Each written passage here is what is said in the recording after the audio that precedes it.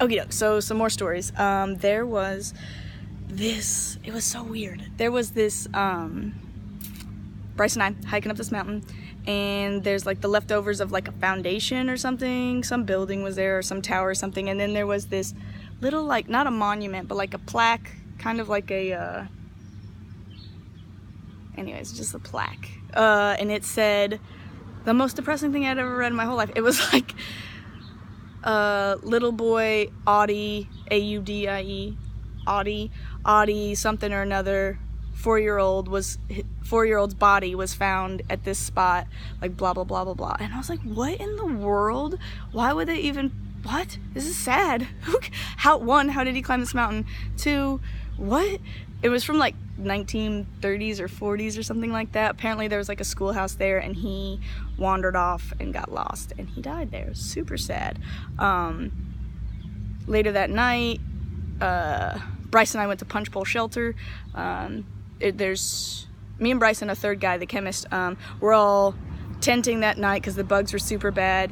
And then we wake up the next morning, and the chemist has his pack has had, so he left his pack outside of his tent. He left his pack outside of his tent all night, which he normally does. But something had like opened the top compartment of his pack, like flipped it over and like taken some things out. Not like chewed through the pack and like ate at his food or anything, like literally just moved some things out of the pack. It was super strange, and we were all like, that's weird. That's a weird raccoon or whatever. And then he was telling that story to like a local the other day, and the local was like, oh my gosh, were you at Punch Bowl Shelter? And the chemist was like, yeah. And he was like, dude, they say that the ghost of that 4-year-old Audie, like he like haunts that area. And we were all like, oh my gosh, because it was like, I'm telling you, it was so strange. Like, there weren't nibbles on his pack or anything. It was just literally things were removed from his pack. So I don't know, pretty scary. It was I had a moment where I was like, oh my gosh, this is really a ghost. What else? Oh, okay, so there's work for stays at hostels, where you work instead of paying. They're super cool, and I really I like the idea of it. I haven't done one yet, and I don't think I will, just because I think I would like it too much, especially like at like the hostels that I've really enjoyed, like Woods Hole Hostel or Stanimals.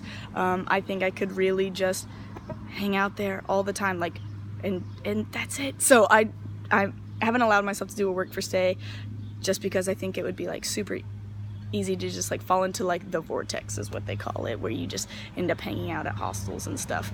But it's a super cool idea, and definitely kind of like toying with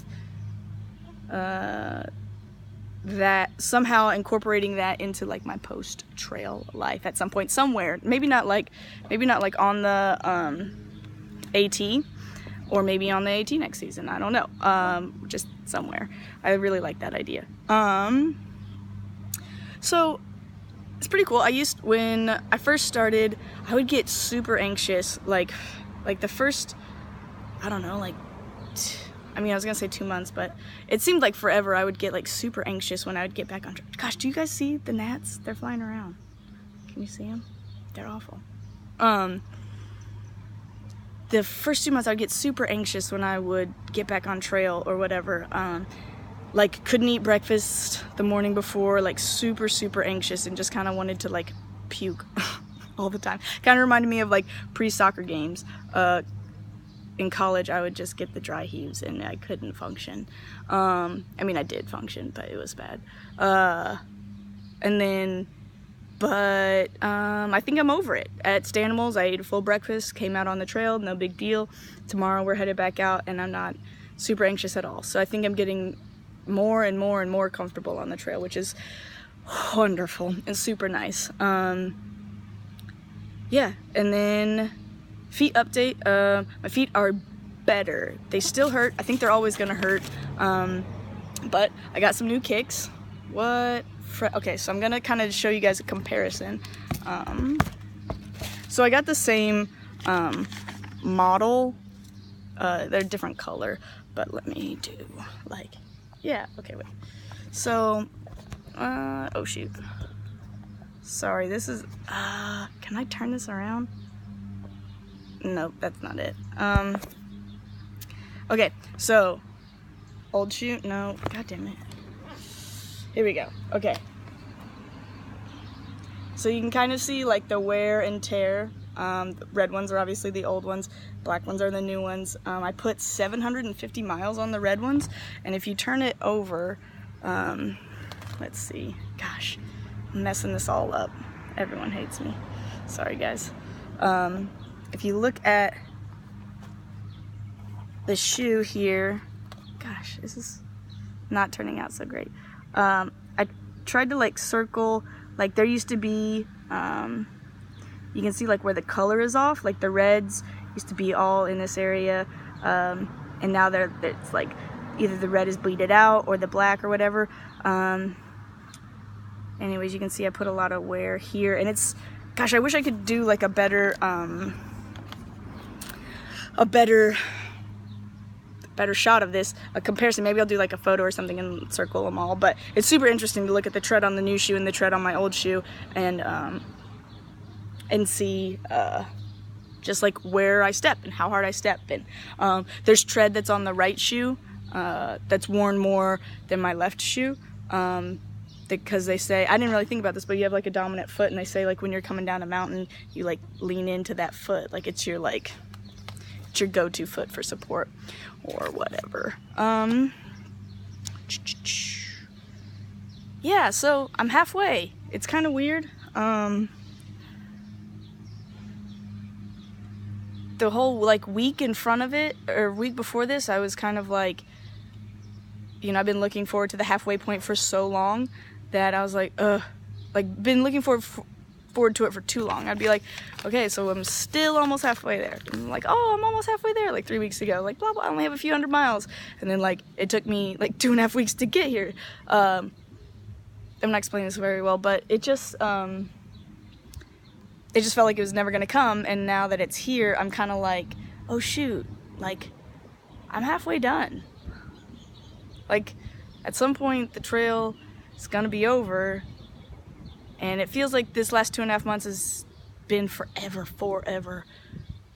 Like while I'm out there, but I sit here right now, or today, and I've been thinking about it, and I'm like, oh my gosh, in another 2.5 months or shorter, like, I'll be done. And it'll be over, and I still don't know what to do. So, it's kind of a weird feeling, but I guess, I got time to figure it out. But it's I guess day to day is super slow, but when I take time to like look at it all, I'm like, it actually is going by pretty quick. I try to put it in like old life terms, meaning like since I left work at Keyport, they've had, April, May, June. They've only had 3 period end closes, like, and yeah, that's it. They've only, the cycle's only it's only been like 2.5 months. They've only done it 3 times. Like, so it's kind of funny to think about it that way. Like, oh shoot, it really hasn't been that long, but, I don't know. But I guess that's it for now. I know I need to start journaling and processing some of these emotions, because these videos really help, but I definitely need to start journaling. I haven't journaled since like, I don't know, a long time. But what happens is you just start hiking longer from like 7 in the morning till like 7 at night, and then you do camp chores for an hour, make dinner, eat it, go to bed. So yeah, I finished the first Game of Thrones book. That was really good. I just got the second one.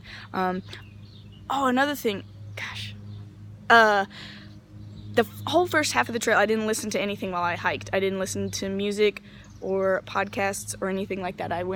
The only, I guess, form of like distraction I had was I read a book on my phone. I had it downloaded, and I would read that at night. But that's it. So I listened to music twice, to be honest. I needed a little T Swift and Demi in my life. But I'm debating on introducing podcasts into my life on the trail, and just see like how I want to like focus the content that's coming into my brain, because I know like, well, I've been spending 2.5 months just thinking and like letting my mind wander like freely, and I don't know if I have the self like discipline to like have a topic or have a question and like focus and like kind of like meditate on that question, or not like all day.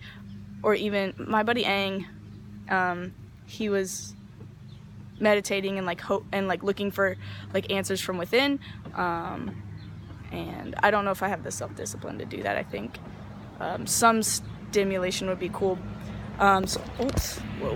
So I'm thinking about, I'll probably try to start introducing some podcasts into my life on the trail, but just keep them very, oh god, what's the word? In a museum, when they curated, keep it very curated, and focused on well, I really want to I've really been interested in like creating community. It sounds so corny, but and how to create a community where all the great people I know in my life who help me and encourage me and empower me, like they don't all know each other, but I want them to know each other, and I want to create this thing where I see the good in these people and they can see the good in me, and they encourage that good, and they encourage that, like they build me up, and I want to do that for them, but I also want my other people to do it for all the people I know.